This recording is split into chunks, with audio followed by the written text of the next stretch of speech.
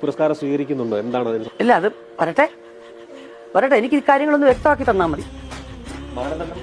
അതെ ഇതിന്റെ അതെ എന്തോന്ന് നമുക്കൊന്നും അറിയണമല്ലോ, ഇതിലോ ന്യായം ഉണ്ടല്ലോ. അല്ലാതെ എല്ലാ കാലത്തും നിങ്ങൾ തന്നല്ലോ, വലിയ സന്തോഷം എന്നും പറഞ്ഞിങ്ങനെ വാങ്ങിച്ചുകൊണ്ട് പോകാൻ ഇതൊന്നും പെൻഷൻ കാശൊന്നും അല്ലല്ലോ. എന്നെ സംബന്ധിച്ച് ഇതിന്റെ മാനദണ്ഡങ്ങൾ എന്താണെന്ന് അറിയില്ല. അത് നിങ്ങളൊന്ന് പറഞ്ഞ് മനസ്സിലാക്കി തന്നാൽ മതി. ഇന്ന കാരണങ്ങൾ കൊണ്ടാണ് കേട്ടോ ഇങ്ങനെയായിപ്പോയി. ഉർവശിയുടെ അഭിനയത്തിന്റെ അളവ് ഇത്ര കുറഞ്ഞു പോയി, വിജയരാഘവന്റെ അഭിനയത്തിന്റെ അളവ് ഇത്ര കുറഞ്ഞു പോയി, അല്ലെങ്കിൽ ആടുജീവിതം എന്ന് പറയുന്ന സിനിമ എന്ന് പറയുന്ന ആ സിനിമ ഒന്നിനും കൊള്ളാത്തതാണ്. ഞാൻ ചോദിക്കുന്നത് ഇതെങ്ങനെ ഈ മികച്ച നടൻ, മികച്ച നടി, ഇതിന്റെയൊക്കെ മാനദണ്ഡം എന്താണ്? എന്തുകൊണ്ട് ആ മികച്ച നടി എന്നുള്ള കാര്യം എന്തുകൊണ്ട് ഷെയർ ചെയ്തില്ല? കഴിഞ്ഞ വർഷം പോലും അത് ഷെയർ ചെയ്താണല്ലോ ചെയ്തിരുന്നത്. അതും ജനപ്രിയ ചിത്രത്തിൽ അഭിനയിച്ച നടിമാർക്ക് തന്നെയാണ്. ഇത് എന്തുകൊണ്ട്? വിജയരാഘവന്റെ അവാർഡ് എന്തുകൊണ്ട് ഇങ്ങനെയായി? എന്തുകൊണ്ടൊരു സ്പെഷ്യൽ ജൂറി അവാർഡ് പോലും ആയില്ല? വിജയരാഘവന്റെ എക്സ്പീരിയൻസിനെ കുറിച്ച് ആ ജൂറി അന്വേഷിച്ചിരുന്നോ?